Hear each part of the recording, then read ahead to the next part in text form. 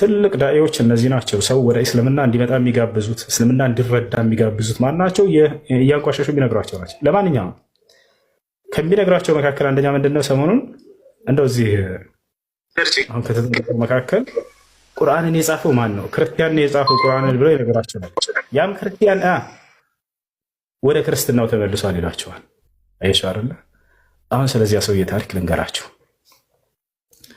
ለመሆኑ ቁርአንን የጻፈው ማን ነው? ቁርአን ጸሐፊዎች ማንኛውም በነቢዩ ሰለላሁ ዐለይሂ ወሰለም ዘመን የሰለመ ወይንም ደግሞ የነቢ ሰለላሁ ዐለይሂ ወሰለም ተከታይ የሆነ ሰው ይጽፍ ነበር በአቅሙ ልክ። አንተና እኔ በምሳሌ የዛኔ ወዳው ሄደን መጻፍ እንችላለን። ነቢ ሰለላሁ ዐለይሂ ወሰለም አይከለክሉም ነበር ማንንም። ትመጣለህ፣ ትሰልማለህ፣ ሄደህ ቃል ከሳቸው ትሰማና ታነባለህ። የምትማረው ትጽፋለህ፣ ቁጭ ብለህ ትወስዳለህ። ስለዚህ አንድ ክርስቲያን የዛን የመጣና እስልምናን ተቀበልኩኝ አለ። በእርሳቸው ዘንድ ተቀበለ እንደ ማንኛውም ሰው። እጽፋለሁ አለ። ካጠገባቸው መቶ ይጽፍ ነበር። አዎ ይጽፍ ነበር ይሄ ሰው ከሰለመ በኋላ ሁሉም እንደሚጽፉት። የሚገርማቸው ይሄ ሰው ግን ወደ ክርስትና ተመለሰ ከጻፈ በኋላ የሚሏቸው ቁርአንን የጻፈው እርሱ ነው ይሏቸዋል። ቀጥታ የምጠይቋቸው ጥያቄ ምንድን ነው? ቁርአን ስንት ምዕራፍ አለው በሏቸው። ስንት ምዕራፍ አለው ቁርአን? ኮሜንት ላይ ጻፉ። ልክ ሙሉ ቁርአንን እሱ እንደጻፈና እሱ ብቻ እንደጻፈ ከዚያ ወደ የቁርአን ጸሐፊያ ክርስቲያኑ ወደ ክርስትናው እንደተመለሰ አድርገው ነው የሚነግሯቸው እንደሚጫወቱባቸው። እንዴት በጭንቅላታቸው እንደሚጫወተው ልነግራቸው ነው። ቁርአን ስንት ምዕራፍ አለው? ኮሜንት ላይ ጻፉ። ቁርአን ስንት ምዕራፍ አለው? አታውቁም? 114 ምዕራፍ። ስንት ሱራ አለው? ስንት ሱራ አለው? 114 አይደል? ከሱረቱል ፋቲሓ እስከ ሱረቱል ናስ ስንት ምዕራፍ አለው ቁርአን? ስንት ጁዝ አለው አላልኩም? 30 ጁዝ የምትሉ ልጆች ምን ነው? ስንት ጁዝ አለው አይደለም ያልኩት፣ ስንት ምዕራፍ ወይንም ስንት ሱራ አለው ነው ያልኩት።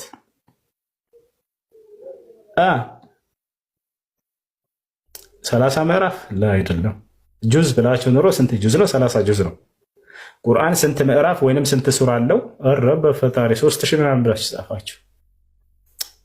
ወይኑ ላሳያችሁ ምዕራፍ ማለት ምን ማለት እንደሆነ ትገርማላችሁ እናንተ።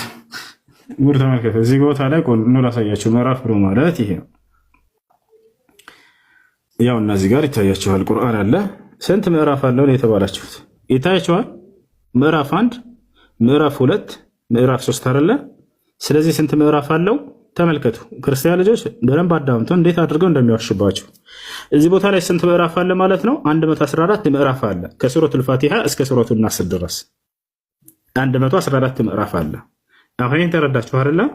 ይሄ የቁርአን ምዕራፎች ስንት ናቸው? 114 ከሱረቱል ፋቲሓ ከመጀመሪያው እስከ ሱረቱል ናስ። ያ ክርስቲያን የጻፈው ስንት ምዕራፍ ነው? እንደው ቢላሂ አለይኩም በአላህ ተጠይቃችሁ ስንት ምዕራፍ ነው የጻፈው ያ ክርስቲያን ልጅ? እስልምናን ተቀብሎ ከዚያ በኋላ ከእስልምና ወጥቷል የተባለው በነቢ ሰለላሁ ዐለይሂ ወሰለም ዘመን ስንት ምዕራፍ ነው የጻፈው? ከ114ቱ መልሱ። 2 ምዕራፍ ነው የጻፈው። የሚገርማቸው ግን እንዴት አድርገው እንደሚዋሻቸው ሐዲሱን አውጥታ አያሳያቸውም። ሐዲሱን ቁጥሩን ብቻ ዚህ ቡኻሪ ሲል ማስረጃ ተናገሩ ማለት ነው ብለው ጭንቅላታቸው ላይ ነው የሚጫወቱት። ፖለቲካ እየሰሩ ያሉት በተከታዮቻቸው ምስኪን ተከታዩ ላይ ነው። ወላሂ ሐዲሱን አውጥቻ ያሳያቸዋለሁ።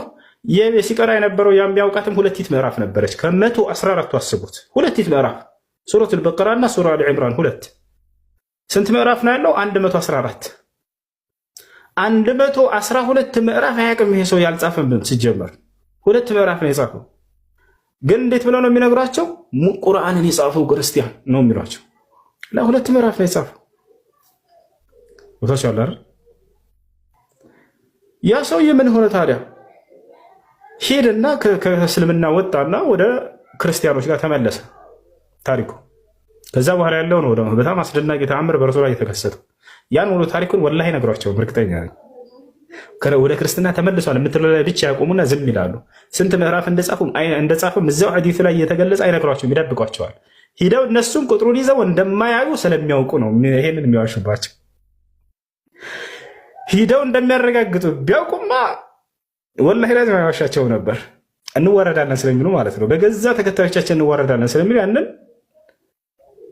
እንትን አይሏቸውም፣ አይነግሯቸው ነበር። አውጥተውም ሙሉ ሐዲስ ያውና ብለው አይተረጉምላቸውም። እዚህ ቁጥር ላይ ብለው አለቀ በቃ خلاص። ነገር ግን ታሪኩን ስንሄድ ጊዜ ያ ሰው ምን ሆነ ከተባለ ወደ ክርስትና ተመለስኩኝ አለ።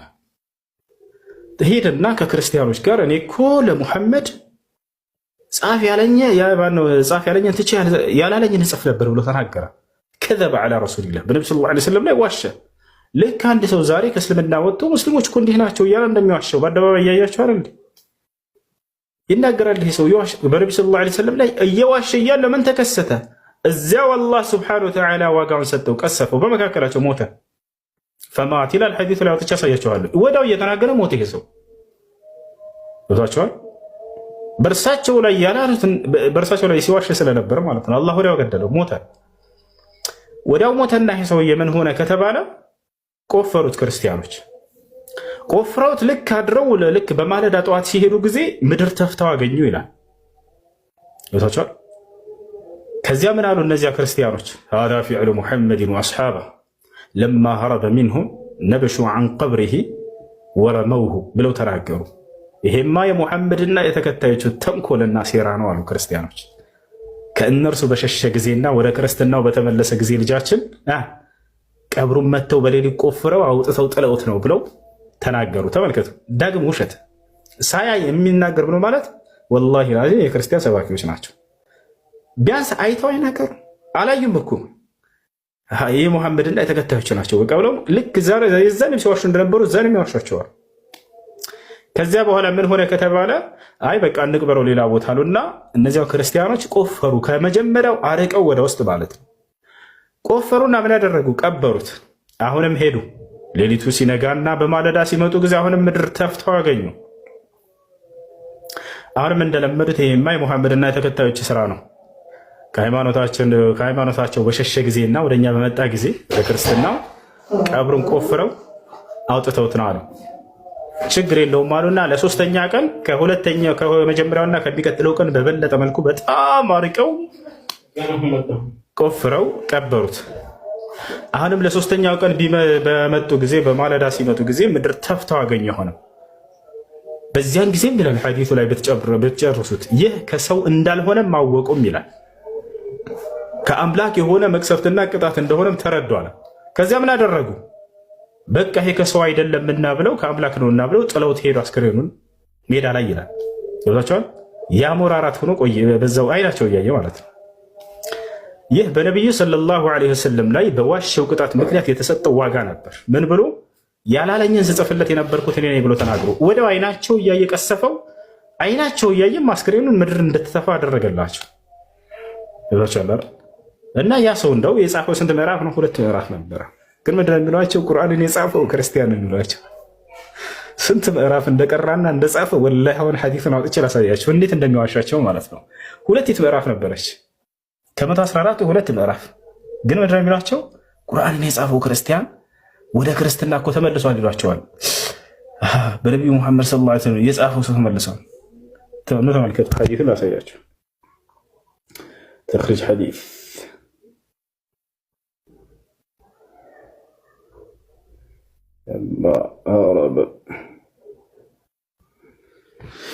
ኑ ተመልከቱ ስንት ምዕራፍ እንደጻፈና ሲቀራ እንደነበር ይሄ ሰውዬ እዚህ ጋር ተመልከቱ። ያውና ሐዲሱ የቱ ጋር ታገኙታላችሁ መሰላችሁ? ሶሒህ ሙስሊም ላይ ታገኛላችሁ። ያ ሶሒህ ሙስሊም 2781 ላይ ስንት ምዕራፍ እንደሆነች ገና ከመጀመሪያው ላይ ተገልጿል። ካነ ሚና ረጁሉን ሚን በኒ ነጃር፣ ከበኒ ነጃር ጎሳ የሆነ አንድ ሰው ከእኛ መካከል ነበር አሉ ሰሃቦች። ቀድ ቀረአ አልበቀረተ ወአሊ ዕምራን። አያቸው አይደለ? ሱረቱል በቀራንና አሊ ዕምራንን እርሷን በእርግጥ ቀርቶ ነበር። የት? 2 ምዕራፍ። ያው ምን አሳይ ወደ አማርኛ ቀይርላችሁ። ከ114ቱ ምዕራፍ 2 ምዕራፍ ነበር የሚያውቃት ራሱ። ያው ከእኛ መካከል ሱራ አልበቀራንና ሱራ አሊ ዕምራንን የሸመደደ ስንት ምዕራፍ? 2 ምዕራፍ ያ ጀማዓ። ሱራ አልበቀራንና ሱራ አሊ ዕምራን የትና የትኛውን ተመልከቱ። ከ114ቱ ተመልከቱ። ከዚህ ሁሉ ምዕራፍ ይችልና ይችል ብቻ የሚያውቅ ሰው ነበር። ሌላ ምንም የሚያውቀው ነገር የለም። የቀራውም እነዚህ ነበር። የጻፋትም እቺ ነበረች። ነገር ግን የሚዋሻቸው እንዴት ነው? ቁርአንን ሲጽፍ የነበረው ቁርአንን የጻፈው ክርስቲያን ነው የሚሏቸው። ልክ ቁርአኑን ሙሉ ጽፎ ወደ ክርስትና እንደተመለሰ ነው የሚነግሯቸው። ወለከዚህ ወፍቲራ አላሁ ሙስተዓን። ይሄን ይመስላል። ለማንኛውም እሺ